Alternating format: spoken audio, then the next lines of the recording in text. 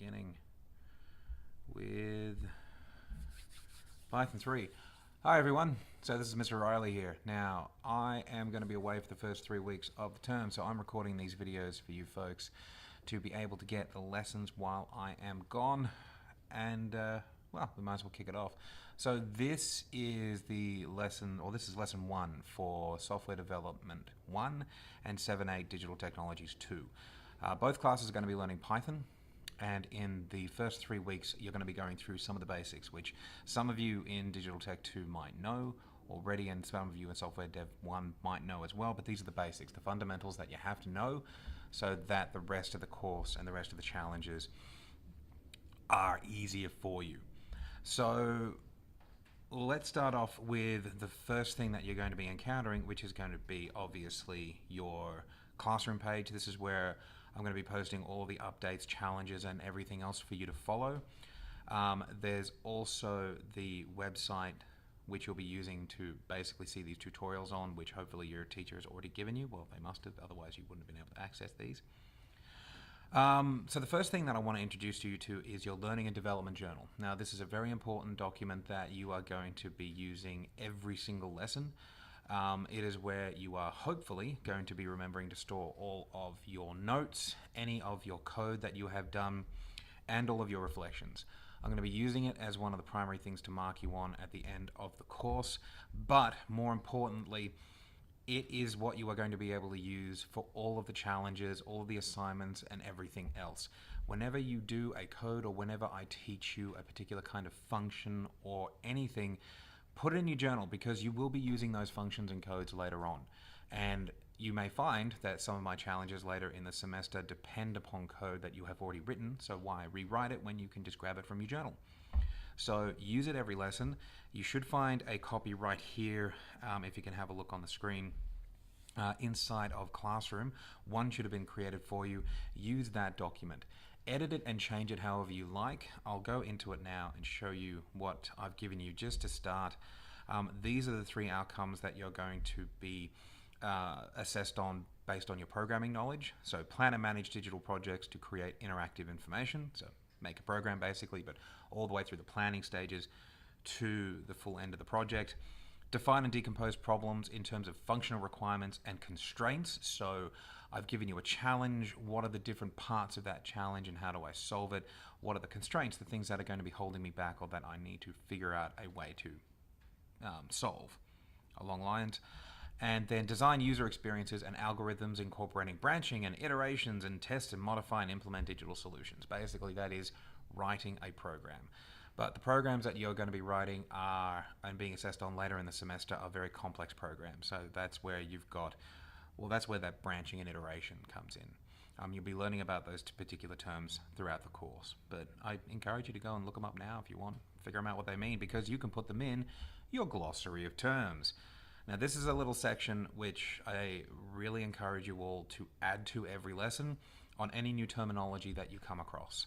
So I've given you a couple of things just to start with. So define, design, implement, evaluate, iterate, and collaborate. These are words, verbs, as you might have discovered, that you are going to be using probably quite a bit in your journal, as you have to define a lot of terms. You're going to be designing a lot of stuff.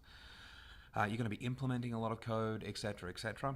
As you come across a new term or even a new Python function or anything along those lines, put it in the glossary, give it a definition. That should hopefully be a nice one-stop shop for all of those different things that you'll need to learn about. And that will help you later on.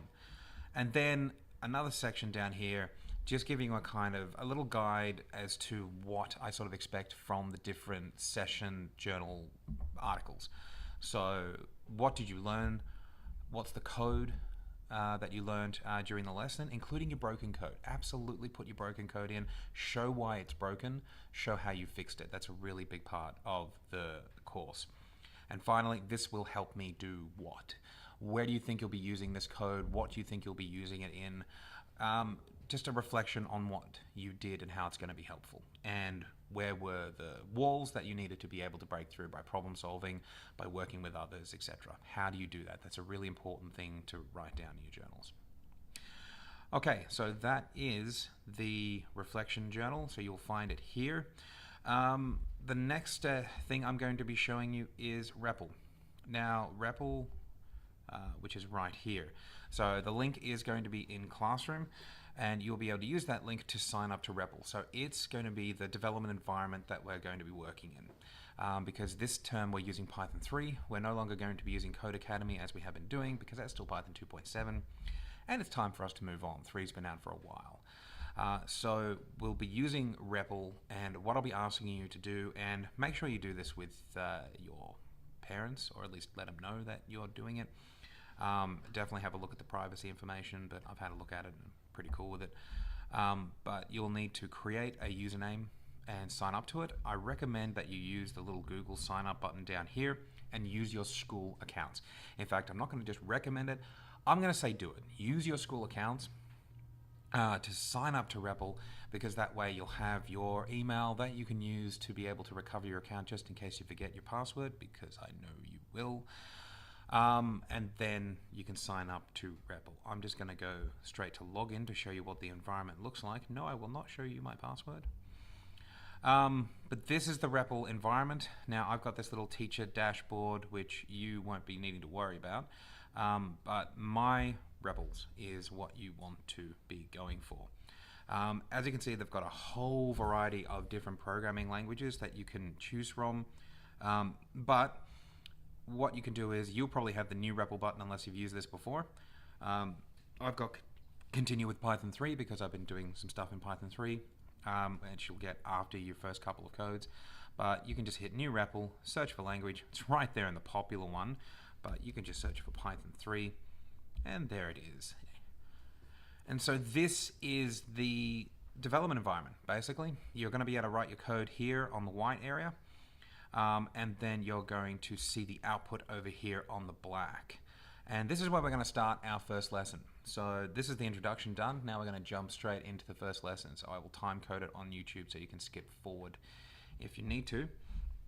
So the first thing that we're going to be looking at today is right at the beginning. So what is a program? What are programs all about? Well, we'll have a discussion about what programming and all that stuff is when I get back. But realistically, it is about storing and manipulating data. So all programs are realistically, right at their core, they are about getting data from a user or data that's already in the program, manipulating it using an algorithm, which is a set of instructions that you follow in the correct order, or the order that you stipulate in your program. And then that data is modified and then output for the user to use. A very simple way to show this is the very first program that people create, which is Hello World. You get the computer to talk to you and say hello, or say hello world. To do that in Python, you use the print function, and then in brackets, and then I'm going to put in quotes here, I'm just going to write hello world. So that is your very first program. You try that, we run it, and as you can see, the output is hello world. So there's a few concepts in here that you're going to be learning today. The first concept is let's go with data type. So data, I mentioned before that programs are all about manipulating data. Well, there's different types of data. The first data type you're going to be learning about today is this one right here. It's called a string. Let me just go to my slides. So what is a string? A string is words, characters. There can be numbers. It's pretty much anything. The very important part of a string is that you cannot do any maths with it. You can't, like 2 and 2, or 2 plus 2, I should say, will not equal 4 if 2 is a string and the other 2 is a string as well. You can't do any mathematical operations with them. They are just straight stuff. And one of the most common things that you will be dealing with, especially if you want to have interactivity with your program. Anytime you see on a screen, please enter your name, that's a string.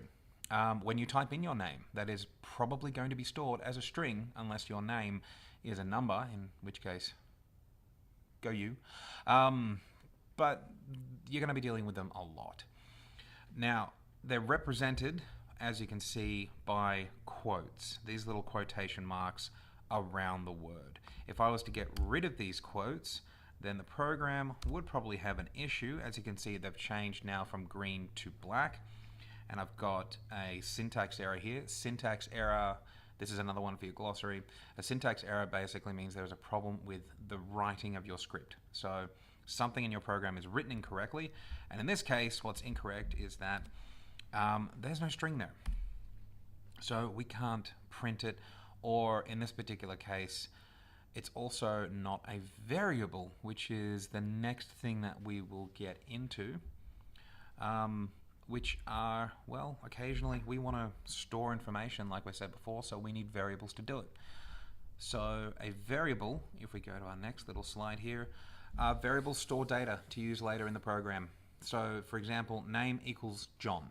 Now you can have a look at that down there on the page, and you'll see that John is in quotes, so therefore it is a string. That's a really easy way to figure out if something is a string or not. Is it in quotes? If yes, it's a string. If no, probably a variable. Name is the variable. Name is like a mailbox, or it's a thing that we are storing the data in. So right now we are making name equal to John. So later on in our program, we can then manipulate name. We can add things to it. We can use it in prints or something else later. That's what variables are all about. And the equal sign between them is assigning the data to the variable. So that's a very important thing, because later on we'll be doing comparisons, and normally you would say, does this equal this? The straight equal sign won't work because this is an assignment. That's a comparison. So I'll show you that a little bit later in one of the other lessons. So let's go back to our program, and let's create a little variable here, which we are going to be calling name. And we'll have name equal to Boris, because why not? Now you'll notice something cool with REPL. I'll do that again. When I did my quotation marks, it automatically put the second quotation marks in for me because it knows that I'm going to need them to finish. So I actually don't need to put the next ones in, which is very useful. And you probably saw that it did the same with the print function. So, oh, we're down to mood lighting. There we go. Lights are back on. That was funny. All right, so where was I? Let's go with name. So name now equals to Boris. What I can do now is I can add another print line, and that print can become equal to name. So I'm now printing name, which is the variable. So in that print, in the brackets for print, now that's basically a place where you put arguments, stuff, that sort of thing. Deal with it later when we get into functions. But it's effectively what I am printing. What do you want me to print? Whatever's in the brackets, please. And in this case, it's not a string, it's a variable. So it's going to print whatever is inside name. So I run the program, and there you go. Hello world, Boris. And then we can do other stuff. I'll show you this very quickly, but we'll be getting into it a little bit later. I can go print name plus Boris. Let's put an exclamation mark in there because we're really happy to see Boris. So there we go. I can now print Boris and Boris with an exclamation mark. So those are variables, those are strings, and that is the basic print function of Python, which you guys probably already know about, hopefully. But if not, well, hey, there you go. So what you can now do is, for the rest of this unit and for the rest of this lesson today, is I'm going to put up a very basic challenge that I want you to be able to accomplish and put the code into your journals. And then I want you to start establishing your journals. And this is where you can personalize them, make them look cool, put in pictures, whatever you want to do. Use your own fonts, as long as it's readable, please. No bright pink fluoro text. That's a fail right there. I will find a way. Please do not do that. But you've got a few terms for your glossary already to look at. You have got variables. You have got strings, data types, syntax error, that's another one for you to look at.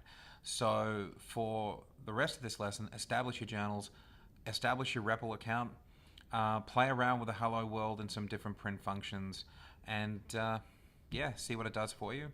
And as soon as you're done with that, you'll be able to move on to session 2's lesson. It got dark. I'm gonna go fix the light.